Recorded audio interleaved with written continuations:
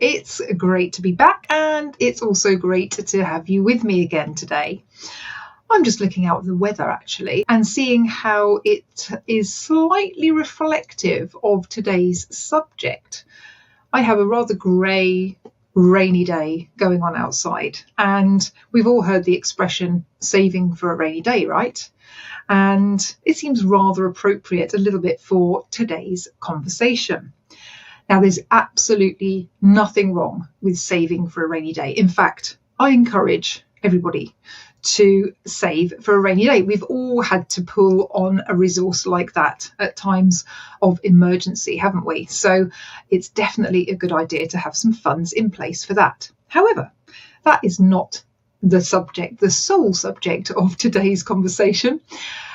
What I'd like to discuss today is the fact that you cannot save your way to wealth.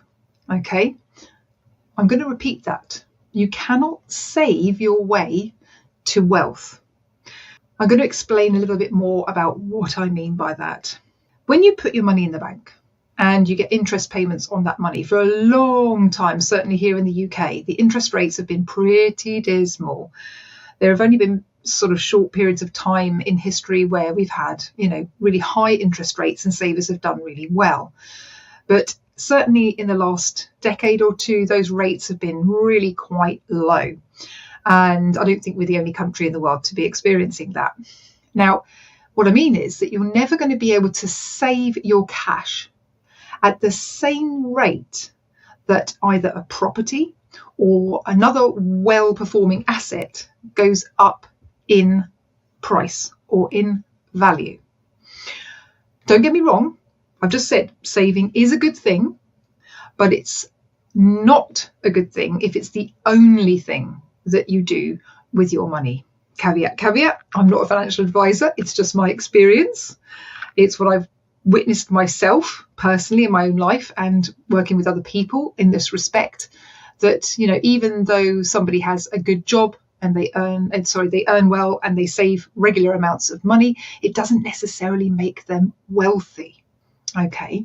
Now, obviously you can save up for a specific item or service or holiday or property, an experience, a special gift of some kind. Of course, all those things, everybody saves for certain things that they want to have in their life. And like I've just said, it's also good to have that rainy day fund in case of any emergencies. But if saving your hard-earned money is all you're doing with your cash and you're relying on the interest that you're being paid into your bank account as your only form of recompense for that saving, then quite frankly, it's just not going to cut it these days, I'm afraid. So let me explain even further. Most people don't actually realise that their money is becoming worth less and less, quicker and quicker these days. This is due to the rapid increase of the debasement of currency. And on average, again, I'm just talking about perhaps the Western world here, and certainly in the UK, that we have an 8% due to debasement of currency. So an 8% reduction in the value of our money due to debasement of currency for lots of factors, and 3% down to inflation, which is a total of around about 11% a year, which is pretty scary stuff, right? So how do we combat this? Well, you need to be saving 11% of your money, therefore, just to stand still these days, just to keep your money at the same value that it's worth when you put it in the bank at the beginning of the year. It's shocking, right? I mean, it's just shocking. Now, I'm not a financial advisor, okay? So caveat, I'm just sharing my experiences here today with you and my opinion. But this is exactly why we've done things which have beaten the odds and put us in a far better financial position than if we had just put our money in the bank over the years. Even though we never earned the big bucks when we first started. Both my husband and I had very, mediocre income coming in, and, we weren't from a wealthy background. So we've had to earn our stripes. We've had to go the hard yards to get the experience that we have. And we would not be in the position that we're in today without having done that. Now, obviously, there are different ways that you can do this. There are different ways you can work with your money in order to beat those odds. You can obviously work with a financial advisor, an expert, who can help you work out your funds. Who can help you work out where your funds are best placed, given your appetite for risk and the type of rewards that you're looking for over the course of time. Now, interestingly, I have met and worked with quite a few people who have actually lost money through working with financial institutions and certain advisors over time. So you have to pick the person that you work with very carefully. And I'm not talking about insignificant amounts of money. I'm talking about perhaps half their funds being lost due to drops in the market. And whilst there are some fantastic advisors out there, absolutely, there are also advisors who are in it just for the fees that they make, and they don't necessarily spend the care and attention to detail in terms of the provision that they make to their clients. So in any case, regardless of who you use, it's also a good idea for you to have an idea of where your money is going and how likely it is to perform over the course of time. Taking that level of responsibility and understanding how your money is going to work and how much it's likely to make over time. So, as you know, I've shared my journey on a few occasions now, how we've worked within the property market over the course of time, and more recently with cryptocurrencies, and how this is where we've been able to position ourselves in a much better position than if we just saved our cash into a bank account or ISA or other perhaps safer vehicle. This is why we got on the property ladder as soon as we could, all the way back in 1994, in fact. And it served us very, very well. In fact, it's enabled us to do everything that we are able to do now off the back of this one decision to buy the very first flat that we bought. So I'm going to tell you some interesting statistics about why you can't save at the same rate as an asset going up in value, as long as you choose the correct asset. In the UK, the average UK house price has risen from £1,884 in 1953 to a whopping £265,240 in the last quarter of 2024. And this data comes from Nationwide Building Society. Even just over the last decade, the house prices in the UK have increased by 73%, from 167,716 in January 2013 to a high of 290,000 in January 2023. That was the peak of the latest market.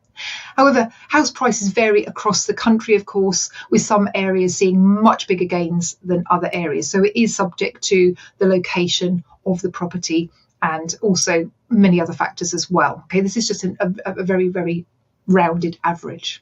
Then you've got, for example, Bitcoin. We take that as an example. That has a 129% year-on-year return over the last 10 years. I mean, that is mind-boggling. And I'm certainly not saying that is going to continue at that rate necessarily. None of us know, okay? But historically, that is how well that asset has performed in the last 10 years. Absolutely bonkers, especially if you use the compounding effect on that as well. And of course, there are other asset classes that have outperformed the deflation of our currencies as well. So there's much to choose from if you know where and how to look. And obviously, past performance is not an indicator of how well this type of asset will do in the future. So you do need to watch out, but I think you get my drift, right? Okay, there's a really interesting story around this, which just kind of sums up everything I'm wanting to convey today. And that is a story of a janitor in the US. And this janitor, he died at the age of 92, and he'd earned a very, very mediocre salary over the course of his lifetime working as a janitor. And when he died at the age of 92, he had amassed a fortune of $8 million, which is just incredible. How did he do it? Well, the three things that he did in his life were he was very, very frugal. So he lived really, really well below his means. He lived on pretty much, by the sounds of it, pretty much next to nothing.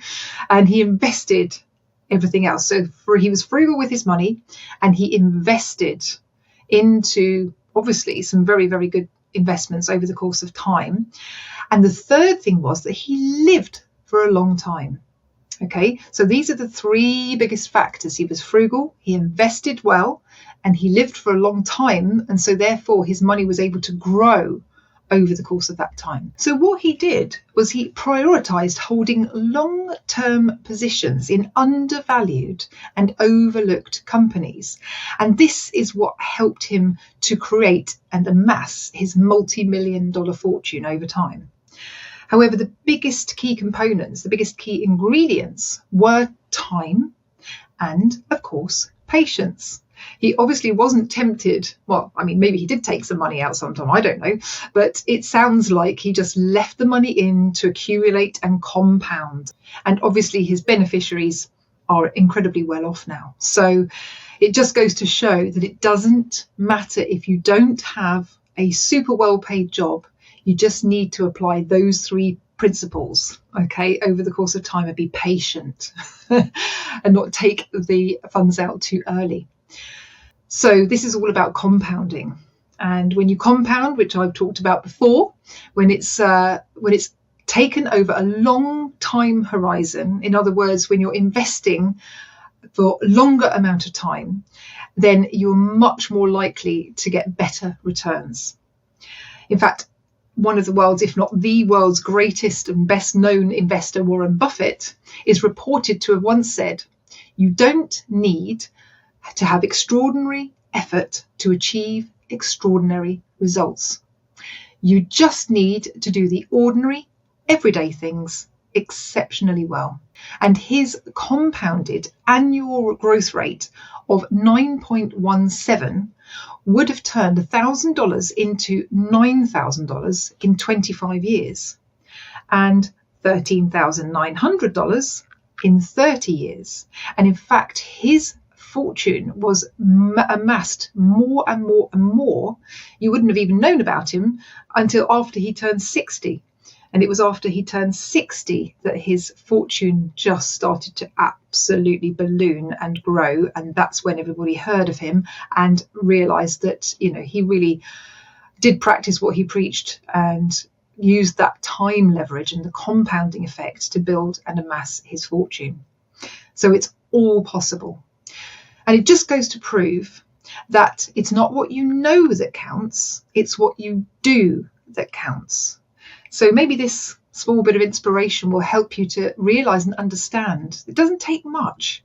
It just takes consistency, and it takes not just saving, but investing well and being patient over the course of time.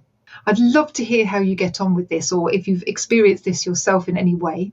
So please feel free to feedback in the comments or let me know in another way on social media or via our website.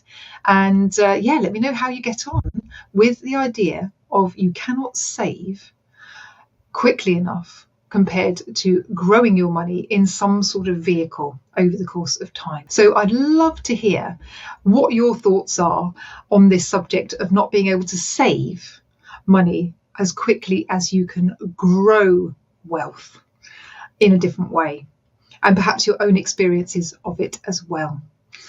So until next time, hope you found that inspirational. Please feel free to share it with anybody you feel may enjoy the content as well.